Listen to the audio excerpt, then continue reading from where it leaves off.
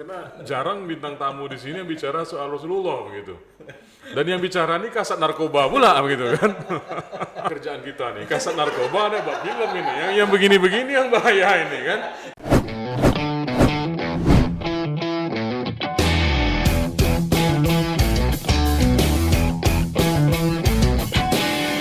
Selamat datang di dunia nyata karena ini bukan mimpi. Bang Tony Armando. Luar biasa, hari ini podcast kita kedatangan tamu dari kabupaten tetangga. Gimana kabarnya? Sehat Bang Tony? Alhamdulillah sehat sekali. Jadi kita sampaikan dulu ya, beliau ini merupakan Kasat Narkoba Polres Bengkalis. Namun kita akan berbincang lebih banyak dengan beliau ini terkait keseharian beliau. Gimana kabarnya? Sehat Bang? Alhamdulillah sehat.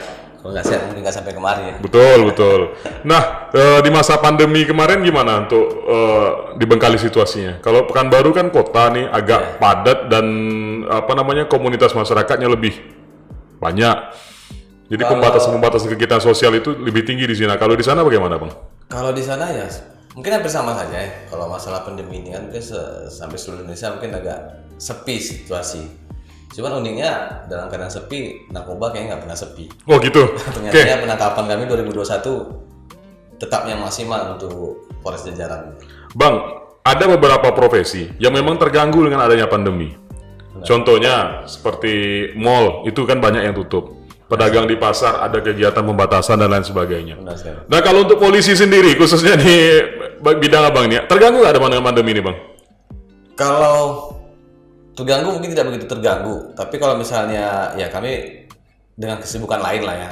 Contohnya saya juga sebagai orang narkoba, tapi kami juga ditugaskan masalah vaksin ya sama. Tapi itu kan perintah presiden juga. Namun kalau untuk kriminal saya lihat, terutama narkoba, justru mereka memanfaatkan tahu polisi sibuk dengan hal yang lain, masyarakat mungkin sepi, tidak ada kegiatan lain, ya mereka dengan slownya, dengan santainya lewat barang tadi. Faktanya apa? 2021 kami melebihi penangkapan dari 2020. Kalau pegawai-pegawai di kantor dinas kan ada istilah WFH. Kalau polisi main nggak WFH? Khususnya bidang narkoba ini? Nggak ada lah ya? Ya. Mau siang mau malam Bang ya? Sulit kayaknya untuk WFH. Nyatanya saya sampai 2 kali kena. Sampai 2 kali ya kena? Saya sampai 2 kali kena COVID. Oh kena? Jadi gejalanya gimana rasanya kemarin Bang? Ya alhamdulillah saya kena COVID, orang yang tidak begitu inilah. Paling agak batuk tapi pun tidak begitu terasa, demam pun alhamdulillah tidak ada.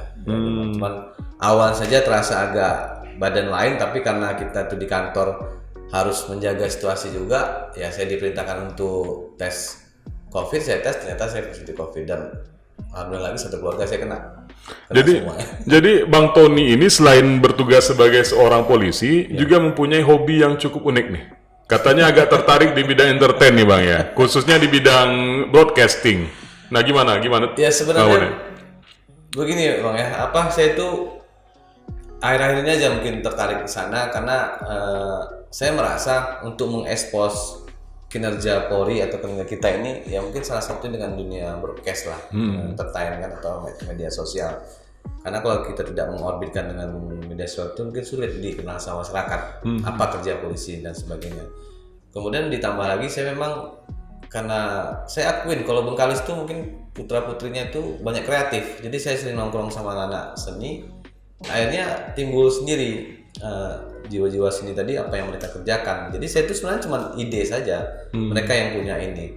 Padahal basic saya itu sebenarnya justru saya itu orang olahraga. Kenapa? Waktu saya sekolah dulu sampai saya jadi polisi saya masih atlet Porda, itu tenis meja. Tenis meja? Iya, saya atlet tenis meja. Cuma setelah sekolah perwira mungkin tidak ada peluang untuk latihan lagi, akhirnya saya agak tertinggal walaupun sesekali saya masih latihan tenis meja. Pernah berprestasi di sana Bang? Kalau tenis meja yang paling tinggi saya cuma dapat medali perunggu lah. Medali perunggu atau mungkin kalau ke Joda paling tinggi saya juara 3, belum pernah juara 1. Tapi kalau Polda saya sampai umur 28 saya ikutin oleh. Setiap orang itu kan punya keinginan, punya hasrat dan punya mimpi. Apakah menjadi polisi ini adalah mimpi Abang dari kecil atau sedikit berbeda dengan harapan waktu kecil dulu? Setiap orang kan punya itu tuh Bang dalam dirinya. Ini kalau mau saya buka cerita nih mungkin kalau saya bilang ini pekerjaan nenek moyang nih. Oke.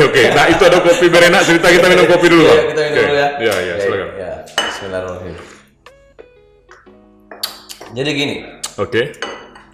Saya itu punya moyang, kakek, bapak itu polisi. Kayak pekerjaan keturunan ya? Nah, jadi macam pekerjaan turunan. Nah, orang tua saya itu dari kakek itu dari Jawa, tapi kalau bapak kandung saya memang orang Sumbar atau orang Minang. Namun saya waktu kecil itu senang sih melihat polisi, tapi setelah saya SMA, saya agak keberatan untuk masuk polisi. Karena apa? Abang kakak saya waktu itu kuliah di kedokteran dan di kehutanan ya, di PB. Nah, akhirnya saya juga tertarik untuk kuliah. Namun karena melihat mungkin orang tua saya ini tidak sama seperti kakak abang saya, maksudnya mereka tuh tekun belajar, kalau saya ini lebih banyak ke bermainnya, mungkin banyak kenakalan remajanya lah gitu kan. Jadi kekhawatiran orang tua tuh ada, takutnya saya ini nggak bisa menyelesaikan kuliah. Akhirnya saya disarankan lah untuk masuk polisi. Tapi benar sih, kalau kita mengikuti kata orang tua tuh kayaknya memang keberhasilan kita di situ. Jadi dengan berat hati awalnya, tapi Berat hati ya? berat hati awalnya karena ketika itu lingkungan bilang kami kuliah. Saya pun waktu itu lihat kawan-kawan kuliah, Pengen kuliah pengen gitu ya? kuliah sekali gitu kan. Tapi karena orang tua ketika itu sudah pensiun, kakak abang saya ada yang kuliah semua, jadi akhirnya saya mengalah dan mengikuti kata orang tua. Dan alhamdulillah apa yang mungkin saya raih saat ini memang ini adalah doa dari orang tua semua. Makanya Secara psikologis kan apa yang kita lihat dan apa yang ada di lingkungan kita itu kan mempengaruhi kita, Bang, menstimulasi kita. Nah, dengan orang tua yang polisi tadi, pernah nggak itu menstimulasi? Saya pengen jadi seperti ayah, atau kontra? Nggak maulah kerja kayak ayah nih gitu. Ini abang bagian yang mana ini? jadi waktu kecil saya memang pengen seperti ayah melihat gagahnya polisi. Tapi mungkin ketika itu saya belum berpikir pada masalah mungkin ekonomi dan sebagainya. Tapi setelah saya SMA, saya merasakan memang orang tua saya ini bukan saya berarti memang dia sukses menjadikan anak-anaknya bekerja. Tapi dia saya lihat mungkin karena sekolahnya nggak tinggi, terus mungkin waktu itu pangkatnya juga nggak tinggi, kehidupan kami pas-pasan saja. Jadi saya bukan tidak suka polisi, tapi saya ingin mengangkat lebih tinggi lagi, maksudnya Artinya lebih realistis lah ya, iya, melihat lebih kehidupan. realistis. Oke. Karena kita sudah mulai SMA kan, Iya, iya, iya. mikir gitu kan. Nah. Tapi Allah Maha Kuasa, ternyata saya bisa mengangkat itu semua dari polisi juga. Faktanya saya bisa terbebas dari dulu mungkin saya pergi sekolah jalan kaki, orang tua saya punya satu motor, tapi mungkin sekarang saya punya lebih, mungkin pangkat saya juga lebih karena orang tua saya bilang kalau kita menekuni suatu pekerjaan itu dengan serius dan ikhlas, itu memang menjadi income kita apapun pekerjaannya. Itu saya ingat kata-kata orang tua saya. Makanya saya merasakan sekarang ini, dulu dinas di Tembilahan jauh sekali saya rasa. Saya anak Bengkalis, tiba-tiba umur 18 tahun saya sudah bekerja di Tembilahan. Ya, kenapa kok bisa dari Bengkalis itu dioper ke Tembilahan itu gimana ceritanya itu, Bang? Ya kalau saya waktu itu begini, ya mungkin ketika itu masih bisa dipilih. Kami kan polisi ini kan ada juga mau dinas di mana, mungkin ya masih ada. Keluarga saya juga bertanya, cuman karena saya itu sudah bertekad, maksudnya orang tua saya sudah mengantar saya untuk menjadi polisi. Saya bilang sama dia, nggak usah diurus saya, pokoknya dimanapun saya dinas, udah saya coba. Saya Memang menantang diri lah ya? dan saya memang hobinya memang berjalan itu, suka ke daerah-daerah lain. Akhirnya karena mungkin saya tuh kemana saja siap, ketika ditempatkan Tembilahan tuh saya enjoy saja, memang betul-betul menikmati. Di kota Tembilahan Di waktu kota itu? Tembilahan tuh, Oke. kan saya pun pernah masuk sampai ke desa Kota Baru, waktu itu kan masih desa. Dan saya menyaksikan sendiri bagaimana waktu itu awal-awal 2000 itu kan masih ada polemik tuh sampai Polresnya dianukan masyarakat tuh, saya menyaksikan sendiri karena saya di sana. Dan sedikit memang waktu itu ada rasa trauma, tapi itu tadi ingat pesan orang tua saya, kalau kita betul-betul menekuni pekerjaan itu akan menjadi ya income yang baik lah. Makanya saya merasakan sampai saya ini bersyukur saya bisa jadi polisi. Kalau mungkin kemarin saya kuliah belum tahu selesai, mungkin tak jadi preman sebagainya, saya nggak tahu. Makanya saya betul-betul menikmati lah. Jadi jodohnya di mana ketemunya? Di Tembilahan apa di Siak atau di Bengkalis? Nah itu lagi, ini jodoh nih, masalah jodoh nih. Alhamdulillah, saya waktu itu memang dari SMA sudah punya pacar lah ibaratnya. Oke. Adik kelas. Saya bertahankan betul walaupun saya dinas Tembilahan, saya dinas di Siak, saya dapat jodohnya orang Bengkalis. Oh, berarti tetap sama yang lama? Tetap sama yang lama. Seragam polisi itu memberikan privilege yang luar biasa biasanya, Bang. Khususnya anak-anak muda. Pesonanya berbeda dengan yang tidak punya begitu. Nah, ini dirasakan enggak ketika kita masih muda, terus sudah punya pekerjaan. Nah, ini bagaimana nih godaan-godaan yang kita terima selama berdinas di banyak-banyak kota ini? Ya sih, kita nggak munafik sih. Memang kita akuin tak sulit lah ya. Saya rasa tidak sulit. Cuma memang saya waktu itu bertekad aja. Maksudnya saya ingin melihat masing-masing ini. Saya bukan tak suka sama anak daerah lain. Tapi kan saya waktu itu bertekad kemanapun saya dinas, saya ingin tetap memandang Bengkalis. Maksudnya mau pulang ke Bengkalis. Kalau misalnya saya dapat istri nggak orang Bengkalis, saya nggak bakal balik Bengkalis. Walaupun faktanya sekarang istri saya nggak di Bengkalis lagi gitu kan. Walaupun dia orang Bengkalis, saya nggak di Bengkalis lagi. Jadi walaupun ya banyak yang suka atau istilah dulu apa kirim Iya, salam, kirim atau salam dekat gitu ya. dekat, tapi Ini apa karena kita bakal kita tayangan nanti tidak berani ngomongnya. Nah, takut ditonton istrinya gimana? kalau istri saya sudah paham kali, bahkan dia masih ingat tuh kami dulu via surat menyurat, masih ada surat-surat cinta kami. Wah, luar biasa. Luar biasa. Dia pun pernah bilang, "Abang kalau di sana hati-hati aja. Kalau kau memang terpikat sana ya sudah, gimana lagi? Karena kan dulu jarak jauh, ketemu paling ya 6 bulan sekali. Tidak kayak sekarang kan. Kalau sekarang kan via telepon gampang, video call gampang. Dulu mana ada. Makanya kami surat-surat menyurat itulah. Makanya Jadi sampai sekarang dokumentasi masih ada, Bang? saya simpan. Waduh. Masih ada tuh di rumah tuh. Jadi memang itu menjadi cobaan lah ya. Waktu kita masih muda, kita baru dapat pekerjaan dan lain sebagainya. Ya, masih jadi cobaan, bahkan sampai sekarang lebih berat karena kami LDR. Oh, LDR. Jadi istri di mana sekarang, Bang? Istri saya yang jelas dia tidak berada di Bengkalis dan ini mohon maaf karena saya kasar narkoba, saya memang menyimpan Oh gitu ya. privasi di mana istri saya berada. Maklum lah. Oh itu pekerjaan kita ya. Ada pekerjaan. Yang jelas dia tidak di Bengkalis, tidak di Pekanbaru dan tidak di ya pokoknya di luar lah. Oke. Bang, setiap daerah ini kan punya karakteristik berbeda-beda nih. Benar. Khususnya masyarakat dan kebudayaannya. Nah, Abang pernah dinas di Tembilahan, pernah dinas di Siak, dan sekarang di Bengkalis.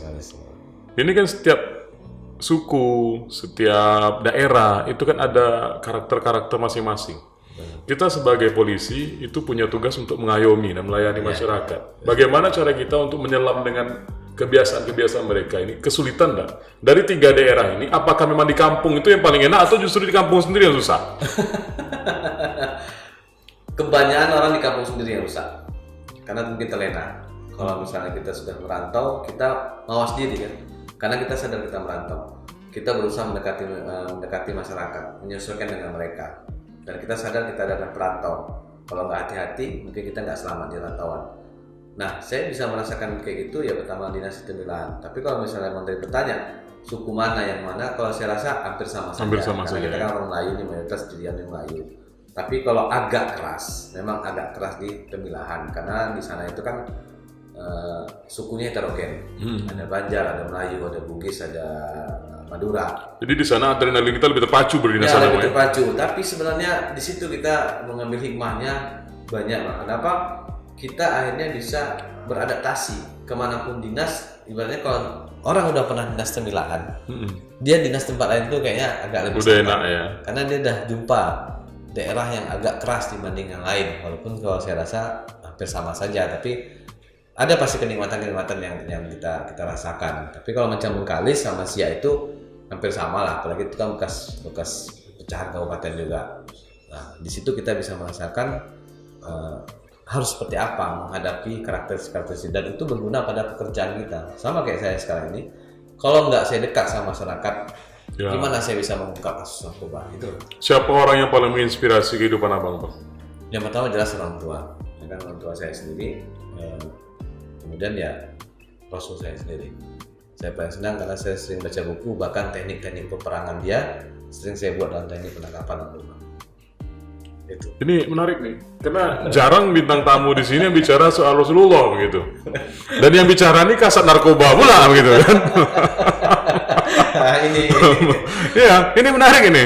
ya gimana? Mungkin kalau kata orang mungkin dosa sudah tak terhimpun. Betul. Maksudnya, dengan saya ini orang lapangan, dengan orang bilang kamu nangkap tuh berkilo-kilo, itu terlalu banyak mafia yang nggak senang. Betul. Jadi saya hanya menginspirasi diri dan untuk memberanikan diri itu saya bilang zaman Rasulullah aja ada kesempatan untuk jihad. Betul. Ya kan? Saya juga kepengen jihad, tapi mungkin di bidang saya, maksudnya saya berusaha ikhlas kalaupun memang harus mati di lapangan. Saya pun bilang sama istri juga begitu. Bahkan kata orang nggak usah berwasiat dan sebagainya. Saya mungkin di usia udah masuk 40 ini udah menjelang situ. Dan saya juga suka mendengar ceramah dan membaca kisah Rasulullah itu memang benar, apalagi waktu perang Uhud. Ya. Nah, perang Uhud itu kan Nabi pernah menyampaikan, kamu jangan pernah turun di atas bukit ini. Ternyata karena udah menang di bawah, yang di atas turun, akhirnya kan kalah. Ya. Ketika itu lagi dipimpin sama Khalid bin Walid ya, pasukan kafir Quraisy. kan, makanya dia bisa menang, dia tidak pernah kalah. Nah, dalam strategi saya penangkapan narkoba juga saya buat seperti itu. Sudah ada pembagian-pembagiannya. Dan itu tidak boleh mencampuri yang lain.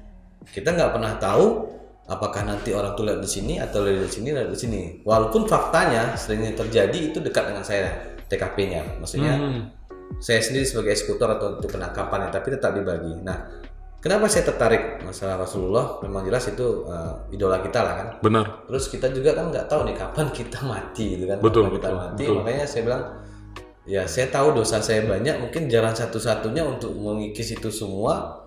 Ya saya pengen juga mati syahid. Lillahi ta'ala. Saya juga pengen mati syahid walaupun zaman sekarang nggak ada peperangan lagi. Tapi anggap saya ini sekarang berperang sama narkoba. Makanya kalau orang tanya, kamu nggak takut nih nangkap narkoba begini-begini ada ancaman? Ya saya takut cuma sama Allah aja. Kalau yang lain jadi tantangan buat saya. Itu makanya saya bilang kalau ada sih manusia tuh pasti ada pas mau penangkapan tuh pasti ada rasa takut. Betul. Apalagi kita sudah masuk lokasi di tepi pantai atau masuk ke hutan, mungkin video-video yang pernah kami share itu bukan hanya penjahat yang kita takuti, ya mungkin ular, binatang dan sebagainya. Tapi kalau kita sudah yakin setelah kematian itu ada, nanti kehidupan yang lain hilang. Memang hilang, insya Allah hilang. Salah satu kekuatan pasukan muslim yang paling ditakuti oleh tentara kafir yaitu Bang, jihadnya tadi itu. Ya. Karena dia tahu orang muslim ini tidak takut mati begitu. Untuk menegakkan kebenaran tadi orang muslim nggak takut mati.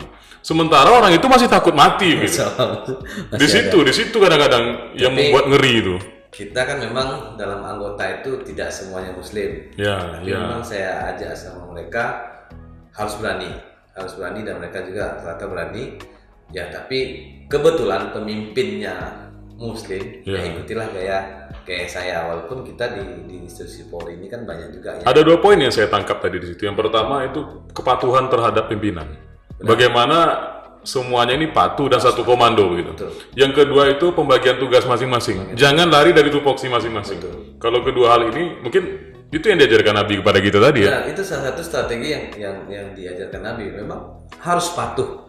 Sudah berapa kali saya jumpa di lapangan karena saya itu memang hobi.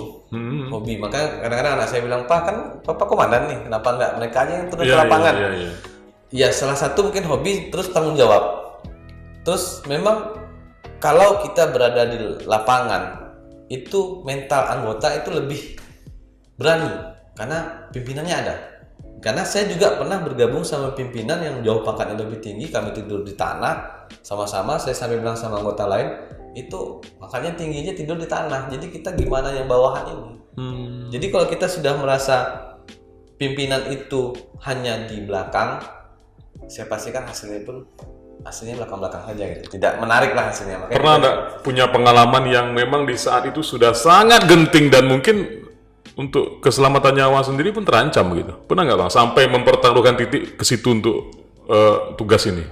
Kalau itu pernah ya, kalau saya bilang pernah, mungkin ada beberapa, tapi yang teringat sama saya terakhir itu yang tadi pernah saya ceritakan, kami gagal penangkapan sekian kilo yang berhasil cuma 1 kilo. Ketika itu saya berkeyakinan ini mobil berhenti, saya hadang. Akhirnya saya melompat. Kenapa mobil nggak mau berhenti? Mau saya tembak, apakah itu betul pelakunya? Nah, akhirnya saya lompat sendiri, tersenggol lah cuman kaki saya sendiri. Tapi ketika itu kalau saya tidak melompat, mungkin saya habis ditabrak, ya mungkin mati. Ternyata benar, yang lari tadi bukan pelaku utama, karena dia takut aja. Karena ketika itu jam 2 malam, mereka kira kami itu begal. Walaupun yang penghadangan itu sudah banyak, tapi mungkin masyarakat bisa aja takut kan. Makanya saya bilang sama anggota, jangan ambil tindakan dulu, diskresi yang tidak jelas. Lebih baik kita menghindar daripada nanti jadi korban masyarakat. Itu masalah kita hampir ditabrak. Terus kalau masalah kami di laut juga pernah. Ketika itu kita terlalu yakin, biasanya nangkap di darat, dicoba dengan di laut. Waktu itu gelombang besar, akhirnya speed kami tenggelam. Ya? Speed kami tenggelam, untung saja speed kami kayu. Akhirnya kami ngapung aja lah di speed tadi itu. Nah makanya saya bilang, kadang-kadang kita terlalu berani mengekspos diri, malah kadang-kadang tidak baik. Jadi bagusnya memang kita ikutin pekerjaan itu sesuai dengan rasanya kemampuan kita dan bidang kita memang udah biasa. Tapi kalau yang tidak biasa, efeknya memang berbahaya. Untung saja ketika itu anggota pun tidak ada yang luka atau meninggal. Kalau sempat ada yang meninggal, menjadi masalah juga buat saya. Bang Tony, kita disclaimer dulu nih. Ya. Maksudnya begini, kita tahu bahwasanya di bagian narkoba ini kan banyak oknum ya, tidak semua, tapi banyak oknum kawan-kawan di kepolisian itu yang justru terjerumus sendiri ke sana. Karena hari-hari mereka bertarung dengan itu gitu. Kita disclaimer dulu, tidak semua, tapi oknum, ada beberapa oknum yang memang terjerumus sendiri ke sana. Bisa kita pungkiri ya. Karena kan ya mungkin kan Bapak pernah juga lihat di televisi atau kemarin pemberitaan di Polda Riau ada penangkapan polisi. Nah itu gimana cara Bang Tony mengingatkan anggota-anggota tadi supaya ini hati-hati loh. Ini barang bagus, barang mahal dan dicari orang gitu. Tapi pertanyaan awalnya seperti pertanyaan asesmen. Saya baru kemarin asesmen kayak gini juga pertanyaan. Sama ya, jangan-jangan dari situ juga tuh. Oke. Benar. Kita nggak bisa pungkiri bang, nggak bisa pungkiri karena di dalam namanya narkoba ya, narkoba ini sudahlah dia seperti candu, dia kan candu ini. Betul. Kemudian dia kan menguntungkan penghasilannya begitu besar. Luar biasa. Nilai ekonomisnya sangat tinggi. Makanya saya bilang kan memang kalau itu tadi kalau kita nggak kembali lagi ke agama kita masing-masing ya. Betul. Kebetulan nih saya bukan mempromosikan ini, kebetulan saya orang Islam. Iya. Ya kita balikkan lagi ke agama kita, ya mudah-mudahan ada yang rekan-rekan itu juga. Kalau udah jawabannya sandarannya Tuhan dan agama, pasti insya Allah kita selamat. Nah, tertarik lagi seperti yang tadi, gimana nih menghadapi seperti ini? Nah, kalau saya pribadi untuk internal saya mungkin rutin mungkin salah satunya mungkin ya mengecek urin mereka, tidak menggunakan narkoba juga. Kemudian yang kita juga harus pengawasan yang kalau kami sebenarnya pengawasan yang melekat. Macam mana? Karena usilnya saya malam-malam karena saya bilang Buser di mana? Tolong Sherlock semuanya. Saya ingin tahu posisi mereka di mana. Ya kita memang bukan usil, tapi anggota ini tetap harus kita awasi. Kita salah satu bentuk pengawasan bang ya. Pengawasan kenapa? Sama kayak kita punya anak, sama kayak kita punya istri di mana? Tanya, ya kan? Mungkin sekali kita coba dicek dulu atau video call gitu sama keluarga kan. Sama anggota itu juga kita cek, kita nggak bisa betul-betul melepas mereka. Dan tidak bisa juga terlalu mengikat mereka. Ada time kita melepas, ada time kita mengikat, dan itu memang kami diajari dalam manajemen Polri-nya juga. Nah, kita dijadikan sebagai seorang pemimpin atau sebagai seorang perwira itu kan memang udah melalui pendidikan. Nah, di situ diajari. Nah, untuk yang paling penting itu internal kita dulu. Macam mana kita tidak terlibat di sana. Nah, itu untuk mereka sama saya tadi, terus pribadi saya. Ini yang kita tangkap berkilo-kilo di hutan. Kadang-kadang si pelaku juga nggak tahu berapa yang dibawanya. Nah, kalau kita tidak punya dasar yang kuat, barang bukti tadi memang bisa dimainkan. Dan itu sering kami difitnah atau mungkin diasumsi masyarakat. Betul. Begitu ngomong. Iya. Terus nanti yang sering tanya masyarakat, Pak itu yang kilo-kilo dibawa kemana? Padahal kilo-kilo itu kan dimusnahkan nanti. Iya. Dan terus menimbang saja itu pihak luar. Itu ada prosedurnya bang? Ada, menimbang itu ada prosedurnya cuma. Tapi memang benar sih, kalau memang udah oknumnya yang nakal, semua bisa dikerjakan. Betul. Ya kan? Namanya buatan manusia itu kan ada celah. Tapi kalau kita ingat Tuhan melihat, kita nggak akan berani. Walaupun kita tahu, nanti kan saya bisa masuk penjara, saya nanti kan bisa terhukum. Tapi itu kan ibaratnya itu urusan dunia. Itu kalau ketahuan. Ya urusan dunia betul. saja. Tapi kalau Tuhan kan dia maha tahu gitu. Kalau kita pandai memanipulasi mungkin bisa saja. Tapi ya itu tadi lah. Kita mau sampai kapan? Terus kita dari kecil sudah dididik orang tua begini, dan didoakan orang tua jadi orang sukses. Terus kita lancurkan seperti itu. Sayang kali rasanya hanya yang tak seberapa tadi. Tapi memang kita akui itu bisa terjadi semua memang karena dari apa? Karena dari dia menggunakan. Betul. Tidak sedikit bang polisi yang justru hancur karirnya gara-gara itu. Iya, hancur. Ya, narkoba itu jelas harganya lebih mahal. 1 gramnya 1,5 juta. Emasnya kan cuma 800.000. Betul. 800.000. Nah, kalau sudah dia menggunakan duitnya habis, pasti dia terpikir untuk menjual atau membawa. Nah, kenapa dia mau? Akal sehatnya kan sudah nggak ada lagi karena dia sudah terkontaminasi dengan narkoba tadi. Ini menarik ini. Ini kita sharing sedikit. Abang kan sudah turun ke lapangan, mengamati langsung, menangkap dan bahkan mempelajari tentang narkoba ini. Sekarang menjabat sebagai Kasat Narkoba di Bengkalis. Apa hal yang paling rawan yang bisa abang lihat bang, yang mungkin bisa masuk ke ranah masyarakat dari celah mana saja narkoba ini? Kita anggap nih, ini agamanya sudah dibentengi nih. Ya. Misalnya ada suatu daerah yang terkenal di sini agak agamis, kawasan pesantren dan lain sebagainya. Ini masih mungkin tidak dimasuki oleh yang narkoba tadi, Pak?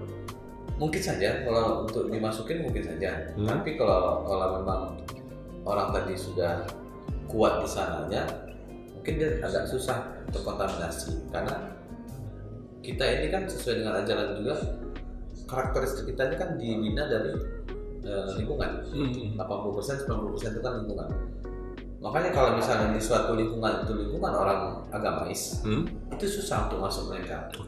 Ya kan, siapa yang tahu cara menggunakan dan sebagainya. Tapi kalau kita kembali lagi teknik setan gitu kan. Iya benar. Semakin tinggi ilmu orang tadi itu semakin tinggi juga setan yang menggoda. Betul. Mungkin bisa saja, tapi kan kecil kemungkinan.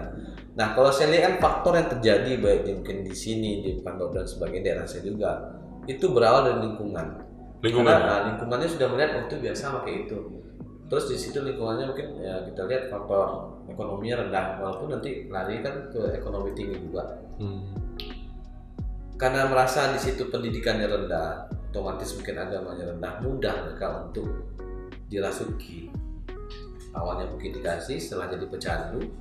Ya ini kan salah satu teknik mungkin untuk orang asing bisa melumpuhkan Indonesia, karena Indonesia ini bukan gampang untuk lumpuhkan. Belanda saya nggak sanggup gitu kan, kita bisa merdeka. Nah, kita lihat lagi, saya bukan bilang negara dan sebagainya, tapi ini faktanya gitu kan. Narkoba ini kan diproduksi banyaknya dari Cina dulunya. Betul. Ya kan? Sekarang dilarikan ke Kamboja, Thailand dan sebagainya. Nah, mereka itu kan belajar dari mereka sendiri. Maksudnya apa? Cina itu dulu bisa dilulantakkan sama Inggris kan karena candu. Candu betul. Ada sejarahnya itu. Ada sejarahnya. Betul. Nah, dia pun tahu untuk melulantakkan bangsa yang kuat dengan candu. Tapi alhamdulillah memang Indonesia masih kuat karena agama kita masih kuat, belum bisa masuk. Makanya sekarang mereka dorong terus. Itu sebenarnya politik lainnya apa? Selain bisnis itu nomor sekian. Dia hanya ingin melihat, makanya mudah-mudahan ini dilihat orang ya. Saya sering karena penyuluhan tuh bukan hanya masalah bahaya narkoba, tapi inilah politik luar negeri itu yang harus kita... Musuh-musuh bangsa yang ingin menguasai negara kita ya. Betul. Dengan cara ini ya. Kecanduan kan gampang. Kita nggak punya iman lagi kalau sudah kecanduan, gampang kali memusnahkan Indonesia ini. Ada ungkapan kalau pendidikan utama itu dasarnya dari keluarga. Kadang-kadang banyak orang tidak mendapatkan perhatian di keluarganya sehingga ingin melakukan pembuktian di luar. Kalau seandainya keluarganya ini terbina utuh, terbina bagus, maka akan sulit untuk dirasuki oleh pengaruh-pengaruh luar. Ini bagaimana menurut Abang?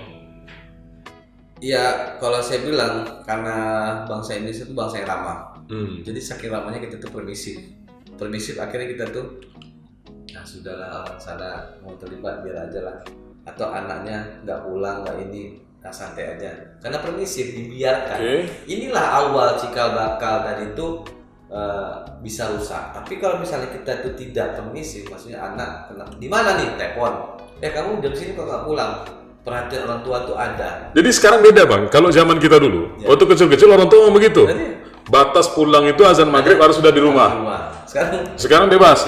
Nah, kalau kita buat gaya pendidikan dulu ke anak kita dianggap keras sekali.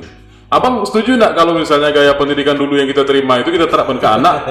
Kalau saya setuju sekali sebenarnya, dan saya termasuk orang yang kolot. Dalam mendidik ya? Iya, dalam mendidik itu saya tetap gaya lama, gaya seperti orang tua saya. Ya mungkin hal-hal tertentu yang saya bisa lepas, mungkin karena masalah handphone pun saya batasi. Tapi kadang-kadang dunia pendidikan kita butuh handphone. Nah, dulu kita ada maghrib mengaji. Betul. Sekarang nggak ada lagi. Nggak ada lagi. Udah jarang sekali Bang. Dan saya memang setuju. Terus dulu kita santai itu dipukul sama guru di sekolah. Iya. Sekarang jangan coba-coba. Guru mukul murid, orang tuanya datangi guru. Iya. Jadi ya karena istri saya termasuk akademisi kan. Nampak memang akhirnya cuek saja. Itulah yang terjadi sekarang ini karena cuek. Cuek itu dari bahasa tadi saya permisif tadi itu. Makanya mudah itu dimasukin. Ditambah alasan klasik atau ekonomi. Ya betul. Mereka nggak yakin bahwa Tuhan itu akan memberi rezeki yang lain, tapi karena dia malas dan sebagainya, ini yang gampang, ini yang mudah. Terus karena ini tadilah kecuekan kita juga, maksudnya begini. Kadang-kadang orang bilang itu kan mereka, biar aja lah. Terus itu kan anak mereka. Jadi mereka nggak mau melapor sama polisi bahwa di situ ada pemakaian narkoba dan sebagainya. Akhirnya apa? Hati-hati, dia membiarkan mereka merembet nanti sampai ke anaknya. Jadi tidak hanya di satu titik itu, dia menular ya? Menular, pasti menular. Makanya kita jangan membiarkan, ya kan? Apalagi orang kan sering tuh sampai orang bilang jangan kasih informasi sama polisi nanti repot. Itu cerita lama. Ayah saya waktu saya merantau pernah dia bilang, Bang, kalau kau berkelahi, masih ada peluang ku bela, tapi kalau kau pakai narkoba, aku orang yang akan melaporkan ke polisi, katanya. Nah, itulah Orang tua kita dulu. bentuk dukungan. Kalau sekarang, Wah, sering. anaknya pakai narkoba, orang tuanya bayar. Jangan ditangkap anakku, katanya, berusaha untuk begini, begitu. Itu masih mending. Bahkan yang menikmati lagi hasil. Nah. Dengan Mungkin pesan nih dari abang nih yang memang berkecimpung di dunia itu, yang memang hari-hari memberikan edukasi tentang itu, apa yang mungkin yang ingin abang sampaikan kepada khususnya generasi muda yang ada di Riau lah terkait bahaya narkoba ini. Ya, yang jelas ya, kalau kita untuk generasi muda ini memang harus pendidikan lah, pendidikan agama yang harus kita tekankan. Kemudian nggak ada cerita lain. Kalau kita tunduk sama orang tua itu kan utusan perpanjangan Tuhan nih berarti. Betul. Ikutin saja lah kata orang tua. Ini saya contohkan sama diri saya sendiri. Saya degilnya dulu luar biasa saya bilang. Tapi kenapa tuh orang tua ya? Saya dulu udah SMP aja udah entah berapa kali tuh jatuh sepeda motor dan liar dan sebagainya kan. Tapi karena kita mulai sadar bahwa mengikuti kata orang tua itu adalah selamat, dan insya Allah selamat. Sampai saya sekarang bekerja ini pun setiap saya mau nangkap, saya mau pendidikan sekolah, alhamdulillah saya masuk sekolah perwira pun memang gratis, memang dapat ranking. Itu di decking siapa? Ya orang tua saya mendoakan. Jadi kalau ada orang tua merestui kita pasti selamat. Jadi kamu mau sekolah setinggi apapun, kamu mau belajar agama apapun, kalau orang tua tidak merestui, tidak ada cerita. Ada nggak Bang pengguna narkoba tuh yang bisa sehat secara mental dan sehat secara spiritual yang selama ini Abang lihat? Ada. Dengan tekad mau ada. Artinya dia peluang ingin berubah begitu bisa berubah? Ada sekali. Memang narkoba ini harus dari dirinya sendiri. Karena saya melihat tuh ada teman saya sama-sama polisi, ada saudara, ada adik, dan ada yang tidak mau meninggalkan, yang efeknya akhirnya jadi Hancur ya? Hancur. Artinya walaupun sudah terdampak sekarang berubah cepat gitu Bang ya? Iya, Karena masih ada peluang untuk sehat secara mental dan spiritual ya? Orang bertanya nih, makanya saya kan saking cerita tadi kan kembali lagi ke masalah dedikasi terhadap informan. Saya buat film namanya tadi Cepu. Saya juga ingin suatu saat itu buat film gimana orang-orang pecandu narkoba bisa melepas dari narkoba, ya kan? Udah terbayang saya judulnya apa? Saya akan menggambarkan di situ ini trik-trik dari para pemain narkoba. Ini terancam kerjaan kita nih, kasat narkoba apa film ini? Yang begini-begini yang bahaya ini kan? Saya tahu, maksudnya itulah yang bisa nggak fokus ngurus narkoba aja Bang? Ini kerjaan kami terancam ini Bang. Karena sudah banyak ini, sudah banyak yang ya emang saya mau Bang begini-begini. Nah, saya semangat aja kan karena ngasih ide. Tapi itu tadi kisi-kisi yang saya kasih tadi bisa dilihat salah satunya lingkungannya dia harus menghindar dulu. Misalnya dia pecandu narkoba, dia harus keluar dulu dari lingkungan kawan-kawannya. Itu langkah pertama. Kan setelah dia coba misalnya 1 bulan nggak pakai, menahankan diri, setelah itu dia harus keluar dari lingkungannya. Kenapa? Lingkungannya inilah akan membawa dia pakai lagi. Tapi kalau dia sudah bisa meninggalkan kawan-kawan dari ini, dia barulah mulai nanti akan selamat. Tapi kalau dia masih berkawan sama yang pemakai tadi, itu akan balik itu kisi-kisi. Tapi kalau kita jelaskan semua kita panjang lebar, karena sini bukan penjualan narkoba kan. Artinya ada 2 hal yang harus dipahami betul. Yang pertama, yang belum menggunakan narkoba jangan dekati narkoba, Itu karena hancur pasti. Nggak ada cerita. Bagi yang sudah terdampak cepat tinggalkan, karena masih ada peluang untuk sembuh. Masih ada peluang ya. Masih ada peluang. Kalau tidak ditinggalkan ya hancur juga endingnya ya. Penuh penjara sekarang. Itu jadi sekarang masalahnya. Okay. Habis memang kalau kita bilang nggak ada sisa lah, ibaratnya keluarga kita susah dan semuanya akhirnya duit pun habis. Sia-sia hidup ya. Kan sia-sia nggak ada budaya. Oke, Bang Tony, terima kasih sudah berbagi cerita di podcast Buka Mimpi. Sukses terus Bang. Amin. Ini seperti biasa di segmen terakhir ini ada satu pertanyaan yang harus Abang jawab.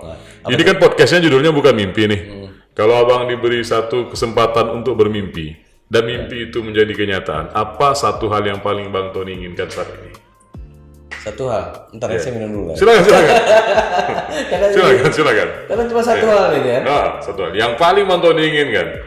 Saya dulu pernah bercanda waktu zaman sekolah, seandainya kamu dapat kayak kita kan dulu buka guci ada jin keluar kan. Boleh. Apa satu keinginan kamu bilang? Iya. Saya bilang sama jin itu apa? Saya minta 3 permintaan. Kan? Oh gitu, jadi 3 deh ya. 3. Cocok jadi kasar narkoba. Memang banyak plannya. Ada plan A, plan B, plan C kan. Iya. Sampai Z plannya ya. Oke. Lagi itu ya Bang. Mimpi ya. Iya, apa yang paling abang inginkan? Kalau misalnya itu jadi terwujud. Ya kalau saya inginkan tuh bagaimana saya hidup tuh banyak bermanfaat buat orang banyak. Selamat datang di dunia nyata, karena ini bukan mimpi Bang Tony.